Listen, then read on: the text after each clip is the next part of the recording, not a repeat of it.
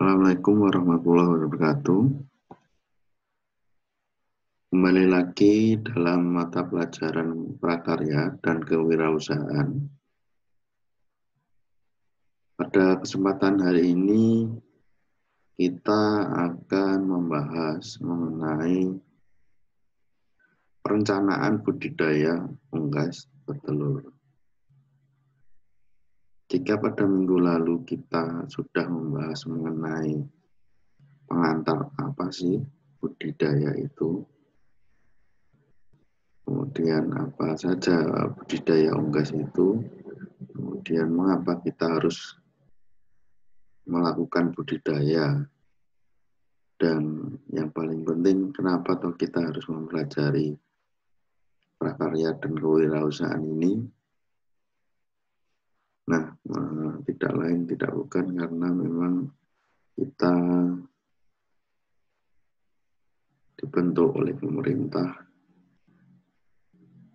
agar mencetak para pengusaha-pengusaha muda yang terampil, yang sukses, yang dapat membantu perekonomian negara di kemudian hari.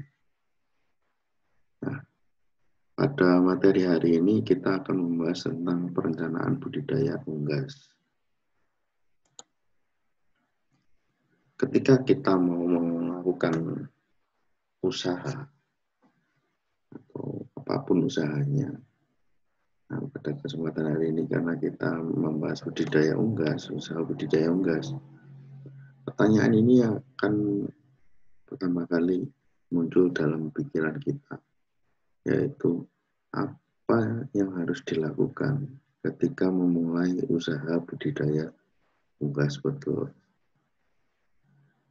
Apakah setiap pengusaha, misalnya dalam video minggu lalu, apakah mereka tiba-tiba langsung sukses, beli ayam, beli kandang, langsung sukses? Apakah seperti itu? Atau apakah ada tahapan-tahapan tertentu yang mereka harus lalui sehingga menjadi pengusaha ternak telur yang sukses? Nah, tentu saja seorang ketika memulai usaha itu tidak langsung serta-merta langsung sukses.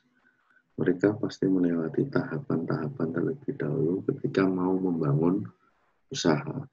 Tahapan-tahapan tersebut itu tidak langsung dalam pemikiran mereka langsung bertindak, langsung otodidak, tapi mereka dari awal melakukan perencanaan dulu.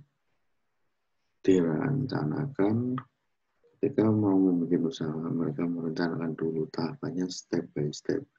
Bikin kandang dulu, analisis usaha dulu, observasi usaha dulu, seperti itu.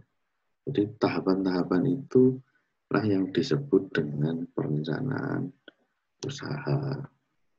Baik, kita akan membahas lebih detail apa saja sih perencanaan usaha, tahapan-tahapannya.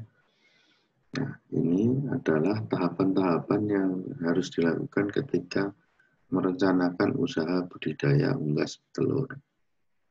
Ada 6 tahapan.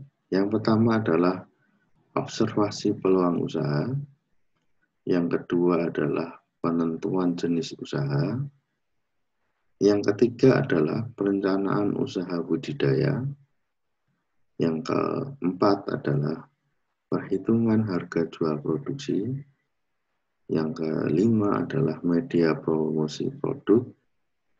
Dan yang keenam adalah kerjasama membangun usaha. Pada materi hari ini, kita akan membahas mengenai observasi peluang usaha. Untuk tahapan selanjutnya akan kita bahas pada minggu depan. Baik, yang pertama, observasi peluang usaha. Apa sih peluang usaha? Kita harus tahu terlebih dahulu. Peluang usaha itu terdiri dari dua kata, peluang dan usaha. Peluang sendiri artinya adalah kesempatan yang datang atau sesuatu yang dapat terjadi bisa menghasilkan keuntungan. Jadi peluang itu harus menghasilkan keuntungan, kesempatan, kemudian memberikan keuntungan. Kalau ada kesempatan tidak menghasilkan keuntungan, berarti itu bukan peluang. Jadi syarat peluang itu adalah mendapatkan keuntungan. Yang kedua adalah usaha. Usaha itu artinya suatu perbuatan yang mengarahkan tenaga dan pikiran dalam meraih target dan tujuan. Di usaha itu suatu perbuatan, do something, aktivitas, mengarahkan tenaga pikirannya untuk tujuan. Jadi perbuatan yang mengarahkan ke tujuan apapun. Jika kamu misalnya naik motor ke Ponorogo beli barang, berarti ada perbuatan, ada tujuan. Di usaha itu pasti ada itu. Kalau dolan, nah itu beda lagi. Dolan itu karena perbuatan yang tidak memiliki tujuan, tidak ada manfaat. Kalau usaha, pasti ada perbuatannya, pasti ada tujuan. Nah, apa kesimpulan dari peluang usaha itu?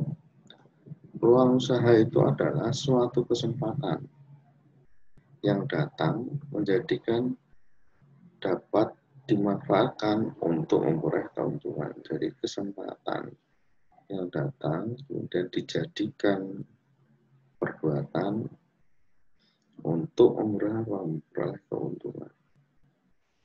Nah, ketika kita melakukan observasi peluang usaha, apa saja sih indikator yang harus kita amati? Kita itu melihat peluang usaha. Di mana Pak peluang usaha itu? Apakah di pasar? Apakah di rumah? Atau di mana? Siapakah yang harus kita amati dalam peluang usaha itu? Yang harus kita amati yang pertama adalah orangnya, pasarnya, kemudian produk. Itu yang harus kita amati. Nah, di dalam observasi peluang usaha ini ada 3 komponen yang harus kita amati, yaitu permintaan konsumen, karena peluang itu berafiliasi kesempatan. Kesempatan itu muncul dari adanya permintaan konsumen. Yang kedua adalah peluang pasar, artinya jumlah barang yang diminta di dalam pasaran itu mencukupi. Kemudian produk pesaing di pasaran. Ketika kamu melakukan usaha, kamu tidak bisa lepas dari produk persaingan. Tetapi itu yang harus jadi standar acuan kalian ketika mau melakukan usaha. Bukan berarti kita tidak boleh melihat produk pesaing, tetapi justru kita harus melihat. Karena kita harus mengetahui apa yang membedakan produk kita dengan produk-produk pesaing. Nah, dari 3 komponen ini nanti maka itu yang dikatakan peluang usaha. Jadi 3 komponen ini merupakan indikator yang harus diamati dalam peluang usaha. Nah, kita akan membahas satu persatu ketiga komponen ini. Yang pertama, permintaan konsumen. Pengertiannya, permintaan konsumen itu adalah jumlah barang yang dibeli oleh konsumen pada keadaan, waktu, dan harga tertentu. Jadi, permintaan konsumen itu adalah jumlah barang yang diminta konsumen. Tetapi harus melihat keadaan, waktu, dan harga tertentu. Contoh, ketika kita ingin membeli telur, usaha telur, maka pada keadaan hari besar agama seperti Lebaran, Natal, maka tingkat konsumsi masyarakat itu akan naik. Kemudian harga juga akan naik. Maka yang kita perlu perhatikan di sini adalah jumlah barang yang dimiliki konsumen. Ketika harga naik, bagaimana daya beli konsumen? Ketika waktu tertentu seperti tadi, hari Lebaran, puasa, seperti itu, apakah ada bagaimana permintaan konsumen, meningkat atau menurun? Itu yang harus kita perhatikan. Nah, sebelum kita mengamati apa saja yang harus kita amati dalam permintaan konsumen itu, ada beberapa item. Yang pertama, ketika kita melihat konsumen, kita harus memilih atau mengurai konsumen itu. Jadi konsumen itu kita urai, kita klasifikasikan, kita kategorikan. Yang pertama, kita harus melihat sasaran konsumen kita. Produk kita itu mau dijual kemana, sasarannya siapa. Itu sangat penting ketika kalian ingin memetakan atau menyasar produk-produk kalian. Kalian ingin menjual kepada siapa? Barang saya harus bagaimana ketika saya jual kepada konsumen ini, konsumen ini, konsumen ini. Karena masing-masing konsumen ini memiliki keinginan produk yang berbeda. Meskipun telur itu bentuknya sama. Tetapi telur untuk rumah tangga, telur untuk kebutuhan industri, home industry, kemudian telur untuk pedagang makanan, dan telur untuk toko sembako itu pasti akan berbeda sekali. Rumah tangga dan sembako mungkin sama, tetapi home industry dan pedagang makanan pasti mintanya telur yang berbeda. Makanya kita harus mengetahui sasaran konsumen kita. 1, 4, atau 2, 3, atau 2 saja, atau 1 saja. Ini menentukan nanti ketika kita mau menentukan jenis usaha kita. Jadi kita harus melihat konsumen kita terlebih dahulu. Oke, ada 4 item ketika kita ingin budidaya atau usaha budidaya petelur. Ini khusus petelur ya, bukan. Kalau daging beda lagi. Yang pertama adalah konsumen rumah tangga. Di dalam konsumen rumah tangga itu kita klasifikasikan lagi, ada rumah tangga kecil, ada rumah tangga besar. Kecil itu bagaimana, Pak? Kecil itu ya di dalamnya hanya ada 1 keluarga, bapak, ibu, anak, nah, cukup. Rumah tangga yang besar itu bagaimana, Pak? Rumah tangga yang besar itu di dalamnya ada 3, 2 keluarga. Misalnya bapak, ibu, anak, kemudian ada kakek nenek, ada paman, bibi. Nah, itu adalah keluarga besar yang tinggal dalam 1 rumah. Yang kedua adalah konsumen home industry atau pembuat kue. Seperti itu. Itu pasti memerlukan juga telur. Ketiga adalah konsumen pedagang makanan. Konsumen pedagang makanan ini kita bagi. Ada pedagang martabak, ada pedagang makanan kecil, ada pedagang warung makanan, ada pedagang rumah makanan. Beda ya, warung makan sama rumah makan itu beda. Rumah makan itu kayak Tuku Kudus, ya itu. Kemudian Lombok Ijo, lah itu rumah makan. Tapi kalau warung makan ya kayak soto Busan, nah itu warung makan kecil, usahanya kecil. Nah, kalau rumah makan itu usaha yang besar. Keempat adalah konsumen toko sembako. Nah, toko sembako ini ada warung sembako, ada grosir sembako. Warung sembako mungkin ada di sekitar rumah kalian. Tapi kalau toko grosir sembako itu misalnya Indomaret, Dolopo Grosir, dan lain-lain. Nah, ini harus kalian pahami karena nanti akan ada tugas kalian harus mencari informasi tentang konsumen-konsumen yang ada di sekitar kalian. Konsumen-konsumen misalnya rumah tangga, rumah kecil, besar seperti ini yang ada di sekitar rumah kalian. Yang kedua, observasi permintaan konsumen adalah melihat jumlahnya. Setelah kita tadi memilah konsumennya, yang kedua kita adalah melihat jumlahnya, jumlah perkiraan permintaan konsumen. Perkiraan jumlah permintaan konsumen itu dasarnya adalah ini tadi, setelah kita membagi 4 item sasaran kita. Jadi ini saling berkaitan. Jika kamu ada 3 sasaran kamu, maka nanti jumlah perkiraannya juga akan ada 3. Jika 4 berarti akan ada 4. Bagaimana jumlah perkiraan permintaan konsumen di rumahmu, di sekitar rumahmu? Misalnya untuk rumah tangga, di rumah kamu misalnya dalam sehari membutuhkan 4-3 telur. Dagang makanan misalnya, itu membutuhkan sekitar 5 kilo sampai 4 kilo. Konsumen home industri misalnya sama 5 kilo, 6 kilo. Kemudian konsumen toko sembako misalnya butuh 1-2 kilo. Maka ini akan kita dipetakan agar tahu perkiraan jumlah permintaan konsumen kita dan di mana kita harus memiliki sasaran. Kita harus menyasar siapa? Rumah tangga, pedagang makanan, home industry atau toko sembako. Jadi kita harus tahu dulu permintaan konsumen kita berapa dalam sehari tentang telur.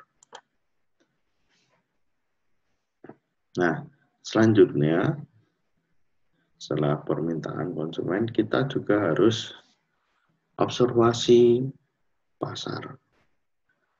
Yang dimaksud pasar ini bukan berarti pasar Ndolopo ya, pasar Ndolopo, pasar dagangan, pasar seliring, pasar pintu, bukan. Tetapi yang dimaksud pasar ini adalah permintaan tentang telur atau demand. Jadi kita itu mengartikan pasar itu adalah permintaan telur yang ada di lingkup wilayah kecamatan atau lingkup wilayah kabupaten. Nah, pengertiannya peluang pasar itu adalah sasaran yang di dalamnya terdapat keinginan dan kebutuhan yang ingin dipenuhi. Jadi peluang pasar itu berarti sasaran yang di dalamnya ada keinginan. Jadi permintaan-permintaan tentang kebutuhan yang harus dipenuhi. Jadi itu peluang kita ketika masyarakat menginginkan sesuatu, maka butuh sesuatu, maka itu peluang kita untuk memenuhi kebutuhan mereka. Itu peluang kita. Apa yang harus dilakukan, yaitu kita bisa ketika melakukan peluang pasar atau observasi peluang pasar itu ada 2 pendekatan. Yang pertama ada melalui pendekatan permintaan atau demand, atau yang kedua adalah pendekatan penawaran atau supply. Pendekatan permintaan itu berarti kita menganalisis permintaan di pasaran, permintaan masyarakat. Ketika tadi kita melihat di sini, oh ini perkiraan kebutuhan konsumen, permintaan konsumen. Ini adalah pasar, ini adalah pasar kita. Ini adalah pendekatan permintaan yang kita terapkan. Jadi kita menganalisis permintaan, jumlah kebutuhan permintaan. Ini adalah pasar kita. Pasar kita misalnya ini abu-abu, oh pedagang makanan yang paling besar. Berarti ini pasar kita, ini sasaran kita, ini peluang pasar kita. Itu jika menggunakan pendekatan demand. Yang kedua adalah pendekatan penawaran. Pendekatan penawaran ini berkaitan dengan barang yang kita tawarkan. Kita menganalisis peluang pasar itu dengan cara menawarkan produk kita. Produk kita yang kualitasnya baik, bersih, kemudian ukurannya standar sama, dan jumlah produksinya stabil, itu yang kita tawarkan. Ini menganalisis peluang pasar itu biasanya terkadang itu para konsumen itu membutuhkan kestabilan stok atau kestabilan produksi atau barang yang ditawarkan. Jadi barangnya itu selalu ada, itu yang terkadang pasar juga membutuhkannya. Karena jarang, sulit sekali kadang memiliki kondisi yang stabil dalam usaha. Misalnya produksinya dalam sehari 50 kilo itu bisa stabil, itu kadang sulit sekali. Nah, ketika kita bisa melakukan itu dan kualitas telur kita baik, maka pendekatan penawar ini yang kita lakukan. Nah, ini adalah di gambar ini adalah contoh pendekatan pasar di bidang internet. Dalam jumlah pasar yang tersedia tahun 2018, jumlah penduduk Indonesia itu segini, 325 juta. Nah, yang memakai handphone itu ada 268 juta. Berarti pasar internet itu ada sebanyak ini. Maka sasaran XL ini yang saya ambil adalah jaringan SL atau produk SL Axiata. Sasaran mereka hanya 55 juta. Siapa yang menjadi sasaran mereka? Itu adalah area-area di perkotaan. XL ini menawarkan, ini bukan promosi ya, menawarkan kecepatan, kemudian kestabilan jaringan. Ini ada 55 pelanggan yang mereka dapatkan dalam seluruh Indonesia. Ada 268 yang mereka ambil, ada 55 juta yang kebanyakan mereka berada di kota, karena SL ini sasarannya seperti itu. Maka peluang pasarnya yang diambil adalah yang ini.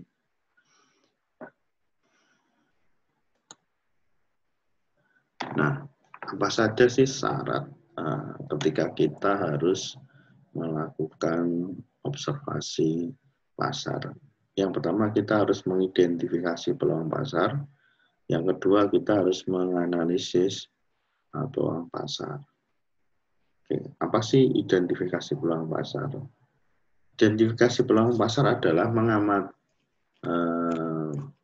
yang harus dilakukan adalah mengamati kebutuhan yang banyak diperlukan oleh konsumen.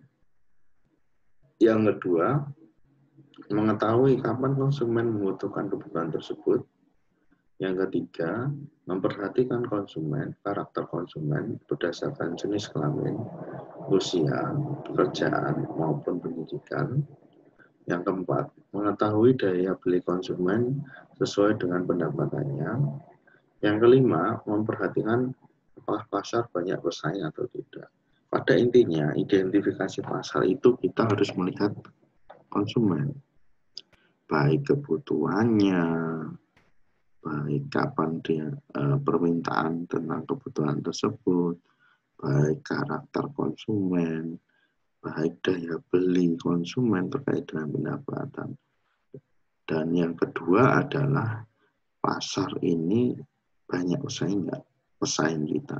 Jadi peluang pasar itu ditentukan oleh dua item, yaitu konsumen, yang kedua adalah pesaing. Itu identifikasi peluang usaha pada intinya. Kemudian yang kedua adalah objek analisis pasar. Objek itu adalah sasaran ketika kita harus mengobservasi peluang usaha. Siapa sasaran kita? Apa sasaran kita? Yang pertama adalah potensi pembeli terhadap barang. Jadi potensi konsumen kita.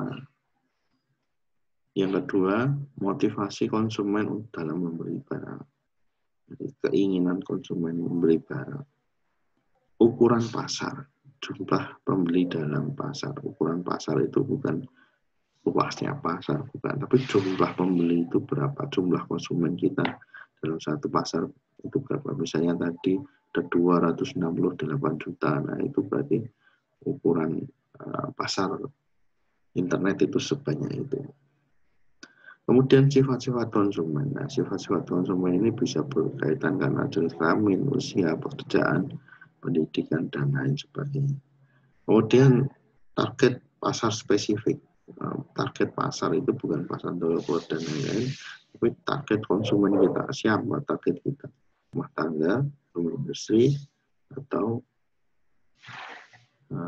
toko sembako. Kemudian pengaruh pasar eksternal, pengaruh dari pasar eksternal atau dari luar, bagaimana terhadap barang-barang dari luar.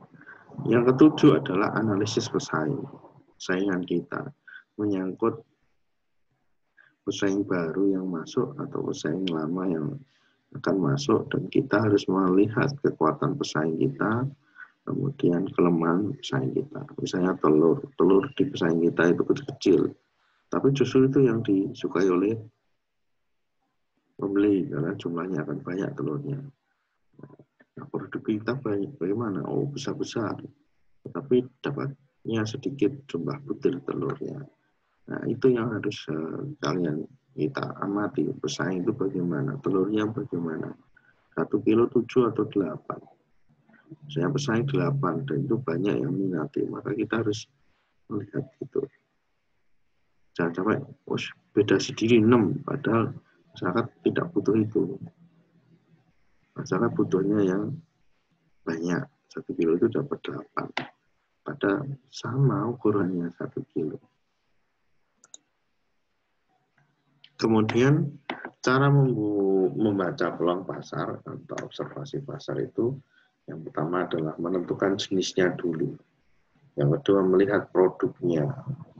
Yang ketiga adalah menentukan target pasarnya. Siapa konsumen kita. Kita harus melihat produk telur yang mana, 1 kilo 8, 1 kilo 7. Menentukan jenis usahanya, kita usaha telur itu. Melihat produk kita. Produk kita itu 1 kilo 7 atau 1 kilo 8 butir. Kemudian tentukan target siapa sasaran kita. Rumah tangga itu pasti 8. Kalau warung makan dan lain-lain itu pasti 7. Karena melihat suka yang besar. Nah, penjelasannya bagaimana? Pertama, menentukan jenis usaha. Terkadang peluang usaha itu dilihat baru kemudian jenis usahanya ditentukan. Jadi kita harus melihat usahanya dulu, baru menentukan usaha. Kita harus melihat peluangnya, baru kita menentukan usaha. Tetapi kadang hal tersebut juga berlaku sebaliknya. Kadang nggak berlaku. Kadang ada orang langsungnya usaha. Tapi alhamdulillah. Tapi terkadang yang benar itu ya kita harus melihat peluangnya dulu, baru kita jualan. Misalnya dalam sekolahan itu anak-anak butuh pensil. Jadi kopsis jual dan goreng, nah, makanya nggak payu. Tapi tetap aja payu karena waktu istirahat makan-makan. Tapi terkadang kita beli di kopsis misalnya menyediakan pulpen yang mahal, yang harganya 50 ribuan. Padahal sasaran konsumennya pelajar itu kebanyakan cukup pulpen pilot yang biasa 2.000-3.000 aja sudah cukup. Maka nanti justru tidak akan laku. Jadi menentukan jenis usaha itu terkadang kita harus melihat peluangnya juga. Yang terpenting, ya, yang artinya jenis usaha ini adalah jenis usaha yang bersifat tren, bersifat intuis, atau yang lain. Tren itu yang populer lagi, misalnya minuman dalgona, itu bersifat tren. Kemudian bersifat intuis itu perasaan, kira-kira aku buka putu goreng, wah, aku pora ya. Nah, seperti itu. Kemudian karena jenis usaha bersifat tren, maka usaha akan mempunyai prospek yang bagus ke depannya. Karena tren, jadi tingkat perkembangannya akan cepat. Seperti es dalgona itu ketika kita melihat itu, waduh yang antri banyak sekali karena tren. Kemudian jika usaha bersifat intuisi, obsesi atau cita-cita, imbuhkan dengan sesuatu yang unik yang berbeda, pemikiran alternatif, bagus dan unik bisa bertahan lama. Jadi ketika kita coba-coba misalnya, coba ini, Aku dicat abang, benar, dan aku keras. Nah, maka ketika melihat seperti itu, kita harus bersikap unik dan berpikiran berbeda. Mungkin telurnya dikasih keju, telur asin keju. Nah, itu kan berbeda. Jadi ketika kita menjual sesuatu berdasarkan insting, pastikan dalam produk kita itu bersifat unik yang membedakan dengan yang lain agar bisa bertahan di dalam pasar. Kemudian kedua, melihat produk. Kita harus melihat produk yang akan kita pasarkan. Teliti dan kaji lebih baik, kita akan mendapatkan keuntungan hanya dari produk yang terjual. Apakah produk yang akan cepat habis sehingga pelanggan mempunyai traffic atau perputaran omset yang banyak? Apakah produk lama habisnya tapi keuntungan besar ketika produk terjual? Telitilah terlebih dahulu mana yang ingin kalian dapatkan untuk menghasilkan keuntungan. Jadi produkmu itu pengen bagaimana? Kamu pengen jual cepat tapi keuntungannya sedikit, karena biar omsetnya berjalan terus, atau kamu jual mahal tetapi penjualannya sedikit. Kalau di dalam usaha telur ini, yang penting barangmu jalan terus. Keuntungan sedikit tidak apa-apa, sedikit-sedikit lama-lama jadi oke. Nah, seperti itu. Jadi misalnya keuntungan 1000, lama-lama jadi mau itu kan, lama-lama jadi besar. Oke, yang ketiga adalah menentukan target pasar. Jadi seperti yang kita ketahui bahwa produk biasanya terjual jika terdapat di pasar di mana produk yang akan dijual. Tentukan pasar atau daerah yang dimasuki. Jika memungkinkan kita harus menargetkan untuk mengekspor produk. Hal ini tidak mustahil mengingat banyak sekali cara yang bisa ditempuh untuk memasuki pasar internasional. Tapi yang perlu diingat adalah kita perlu memastikan kualitas produk dan kualitas internasional agar tetap laku dan laris manis. Jadi target pasar kita siapa? Lokal, domestik, atau internasional? Itu yang harus kita lakukan. Ketika ingin kita menembus lokal, ya kita biasa. Domestik, berarti produk kita harus standarnya standar nasional. Ketika kita ingin mengekspor telur, misalnya, ekspor telur ke Timur karena di sana pasarnya cukup banyak, maka kita harus melihat kebutuhan pasar orang Timur itu bagaimana telurnya. Telur yang 1 kilo 7 atau 8 atau 9. Nah, itu kita harus mengetahui. Kemudian produk kita itu harus tersertifikasi aman, keamanannya, kebersihannya. Itu harus juga kita penuhi jika kita memasuki pasar internasional. Masih banyak sekali peluang pasar internasional, apalagi nanti dari 2022 akan dilakukan pasar bebas atau pasar ekonomi ASEAN. Itu peluang kita, bukan kita yang menjadi penonton, pembeli, tetapi kita yang harus menjadi penjual dan kita harus menjadi pemainnya. Oke. Fungsi informasi pasar ini untuk apa sih? Yang pertama untuk menentukan pasar baru yang dapat dimasuki. Yang kedua menentukan atau menemukan pelanggan baru dalam pasar yang ada sekarang. Yang ketiga adalah mengetahui produk yang mempunyai potensi yang dikembangkan pada masa akan datang. Yang keempat adalah mengurangi risiko usaha. Yang kelima adalah mengurangi persoalan dan masalah potensi pada usaha Anda saat ini. Yang keenam adalah memperoleh informasi dan fakta tentang usaha untuk dimanfaatkan membuat keputusan rencana tindakan yang lebih realistis. Pada intinya, informasi peluang usaha itu untuk apa sih? Intinya, utamanya adalah mengurangi risiko. Risiko kerugian maupun untuk mengetahui keuntungan. Hanya dua itu yang sebenarnya inti dari kenapa kita harus melihat peluang pasar. Yang ketiga adalah observasi atau pengamatan terhadap produk sejenis di pasaran. Ketika kita mau mulai usaha, kita harus mengamati juga produk saingan kita. Apakah produk kita itu bisa bersaing atau tidak.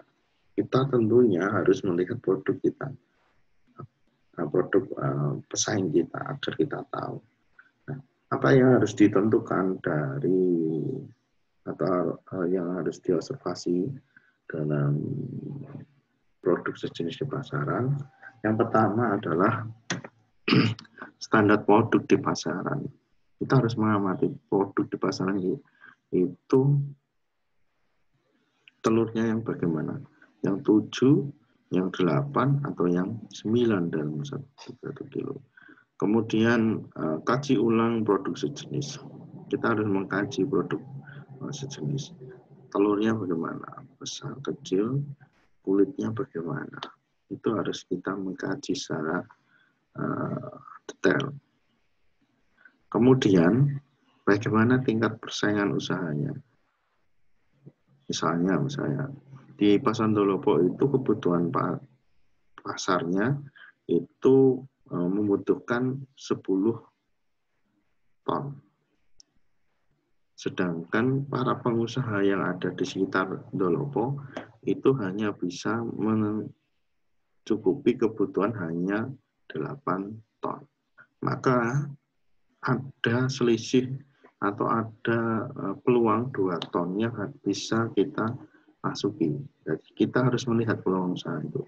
Saya Ndolopo, kebutuhannya 10 kilo lah.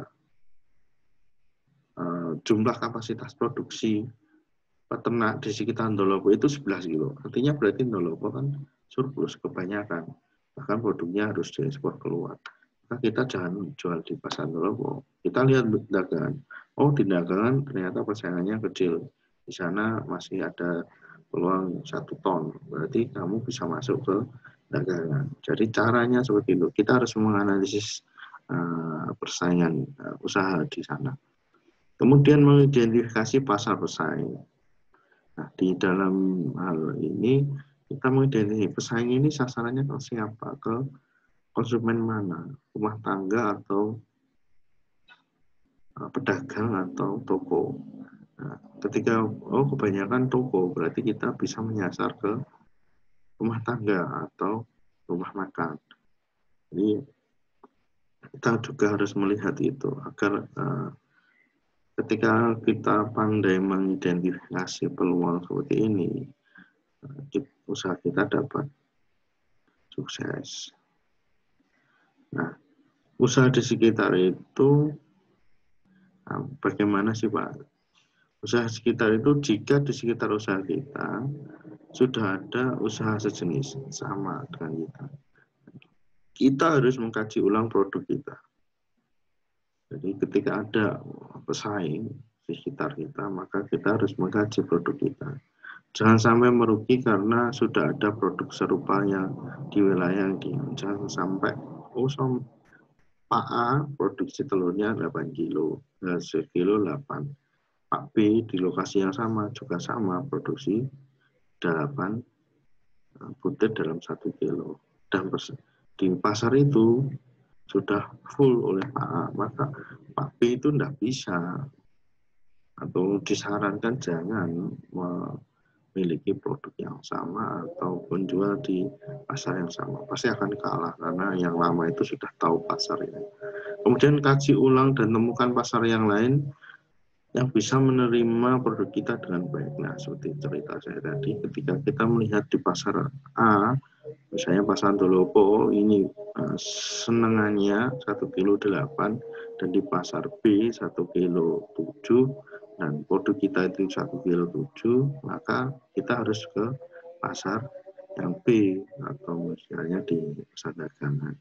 Nah, itu yang harus kita amati ketika ada di sekitar kita, pesaing kita usahanya seperti itu dan dia jual di sana, maka alternatifnya adalah bagaimana kita pindah pasar yang sesuai dengan produk kita. Kemudian banyaknya pesaing akan mengakibatkan produk kurang terjual, bahkan mengerikan adalah tidak terjualnya produk. Jadi karena kebanyakan pesaing, maka nanti yang ditakutkan adalah produk kita tidak terjual. Tapi jangan takut. Saya pernah mengunjungi di daerah di Blitar itu, satu kampung itu usaha telur, satu kampung. Sampai dijuluki desa petelur. telurnya di sana satu kampung itu ada sekitar 2.000 sampai 3.000 telur. Maksud saya ayam, 3.000 ayam, banyak sekali. Dan itu satu kampung, tidak 3 rumah, 4 rumah, bukan, satu kampung. Semua udah usaha telur. Nah, pengirimannya telur kemana ternyata?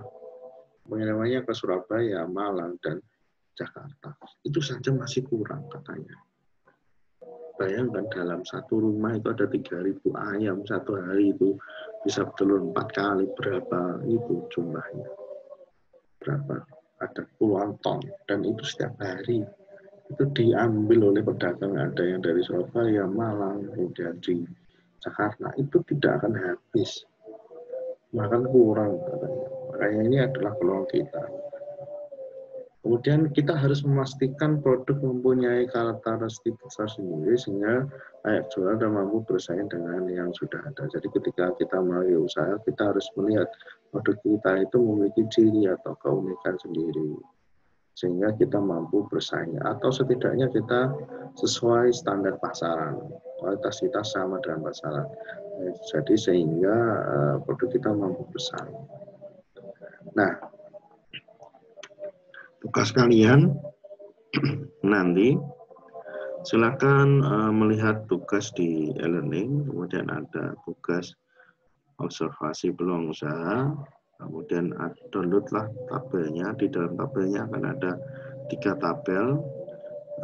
Pengerjaannya secara berkelompok sudah saya tentukan jenis-jenis kelompoknya, siapa saja. Satu kelompok itu ada 3 anak, masing-masing anak nanti satu tabel ini. Masing-masing anak satu tabel. Yang kedua, pertama adalah mengidentifikasi permintaan konsumen.